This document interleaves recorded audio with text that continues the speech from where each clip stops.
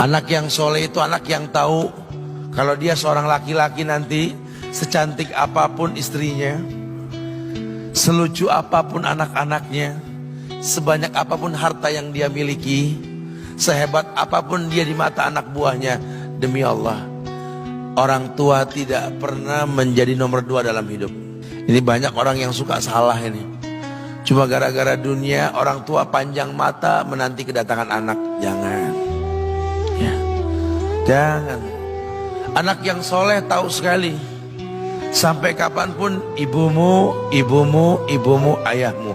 Sampai kapanpun. Dunia nggak membuat dia lupa ada berkah keramat dunia hidup di atas muka bumi ini. Dia nggak repot datang ke makam-makam para wali. Orang tua nomor 1 yang dia temui. Ini orang hebat. Ini banyak di antara kita, makam-makam didatengin, di mana saja didatengin, ngalap berkah. Orang tua panjang mata, berlinang air mata menanti, mana anakku? Mana pohon yang pernah kutanam? Mana pohon yang pernah kurawat? Kudengar dia sudah mulai berbuah, ingin kurasakan buahnya. Berani mengeluarkan dana jutaan untuk hal-hal yang gak disyariatkan. Ini orang tua panjang mata. Rela nggak rela, orang tua kita akan mendengar dan melihat. Ma, aku pengen nikah, aku pengen berkeluarga, Ma. Ya orang tua ya seneng lah. Cuma kalau inget metik buahnya belum terasa, ya ada perasaan kayak gimana gitu loh. Karena dia tahu setelah ini dia akan menikah. Bahwa anak orang ada kehidupan yang berbeda yang bakal dia rasa. Orang tua makin hari makin rentan, bukan makin seger. Yang perempuan dibawa orang, ya Allah. Baru kemarin perasaan mainin poni ini anak perempuan kita, betul. Baru kemarin mainin kepangan rambutnya, ya Allah. Ya Allah, baru kemarin perasaan saya titah dia, titah, ya Allah. Belajar jalan, bisa berlari bawa sesuatu, coret-coret tembok, aduh Masya Allah. Sekarang udah gede, dibawa orang, ya Allah, Masya Allah. Yang laki dekat sama mamahnya. Baru kemarin tangan mungilnya kita tuntun, kalau kelepas dia nangis, betul? Sekarang tangannya keker besar, tangan ibunya keriput, betul ya? Mau nangkep tangan anak pun sudah mulai susah. Membawa anak orang datang dengan gagah, cium tangan, cipika-cipiki, udah. Ma, kita jalan dulu, Ma ya. Udah Mama, udah. Digandeng tangan kekasihnya, dirangkul pundaknya. Ini anak laki ndak tahu ibunya kayak diiris-iris jantungnya. Dia lihat tangannya yang keriput, ya Allah. Udah berapa lama tangan ini nggak dibawa sama anak ini? Udah berapa lama tangan ini nggak digandeng sama anak saya? Kita merasa bangga akur merangkul istri kita, ibu kita ngelihat pundaknya. Udah berapa lama pundak ini nggak dirangkul seperti itu, ya Allah. Dulu aku berdandan secantik-cantiknya, ku dandankan anaknya, ku bawa di hadapan kawan-kawanku bangga. Lihat anakku. Tapi dia tidak pernah berdandan rapi membawa aku ke hadapan teman-temannya. Lihatlah ibuku. Ibunya sudah kebayang, ya Allah, ini anak bakal minta nikah sebentar lagi.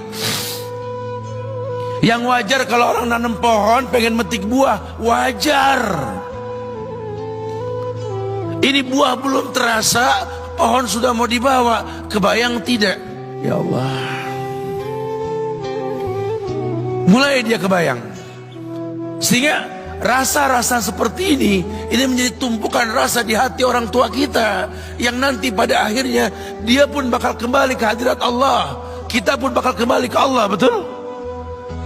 Sementara yang namanya kemuliaan datang dengan cara sabab yang benar. Ridallah fi ridal walidain wa sukhtullah fi sukhtil walidain. Ridanya Allah ada di ridho orang tua, murkanya pun sama.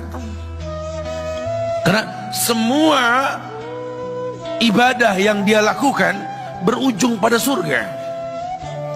Dan yang paling gampang ketika dia mau menaklukkan dunia, demi Allah, berkah orang tua dulu yang dia ambil. Ini dirasa oleh orang mulia yang Nabi katakan, innahu min ahlis sama, innahu min ahlis sama. Manhu? Siapa dia?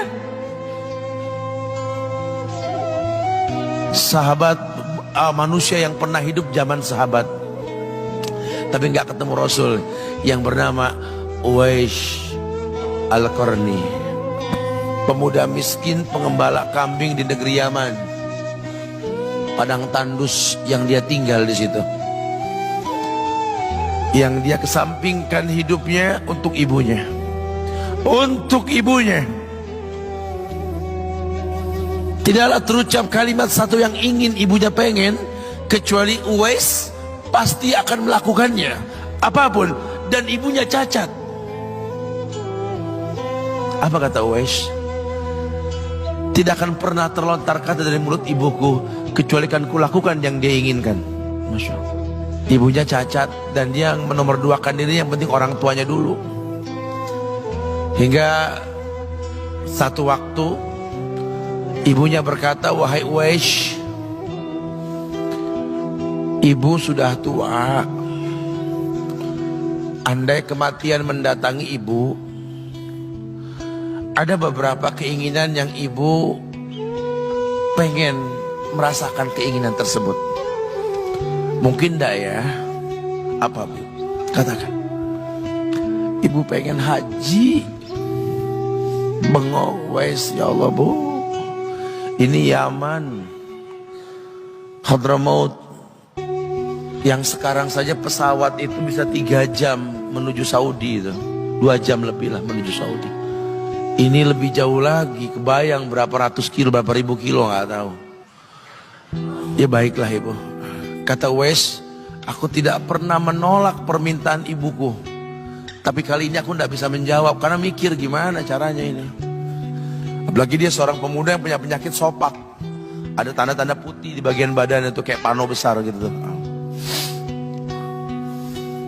Udahlah, terserah gimana nantilah. Yang penting ini nomor 1 dalam hidup ini. Dia beli seekor anak sapi, digendong tiap hari itu sapi sama si Uwais menuju puncak gunung. Turun lagi, gendong ke atas, turun lagi tiap hari. Sampai orang bilang, Uwais gila no. Orang sapi dipiara, dia digendong tiap hari naik gunung yang tinggi. Sampai nggak berasa, dikatakan 8 bulan dia lakukan itu. Sehingga terbentuklah fisiknya yang bagus karena olahraga tiap hari bawa itu sapi. Dan sapi itu makin berat, dalam hikayat dikatakan sampai di atas 100 kilo itu sapi. Kemudian dia tetap gendong ke atas dan dia yakin, bismillah saya yakin, sampailah bulan haji. Ibu naik ke pundakku, digendong ibunya dari negeri Yaman. Subhanallah, gak ada yang gak mungkin. Lihat, dibawa ibunya ke Mekah, bertawaf di Ka'bah, dunia menyaksikan.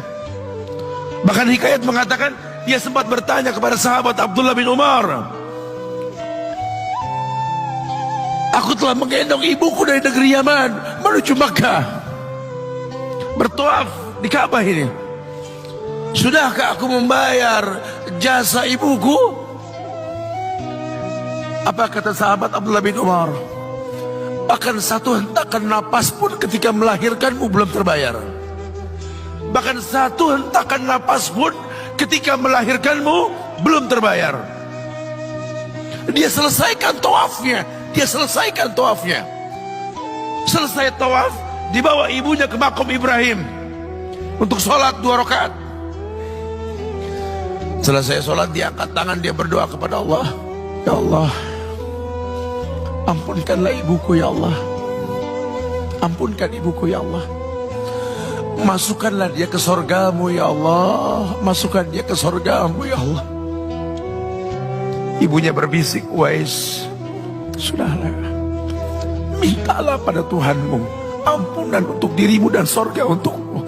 Wallahi wahai ibu, Allah ampunkan kamu, Allah masukkan kamu ke sorga, cukup untukku. Ridhomu yang kubutuhkan wahai ibu.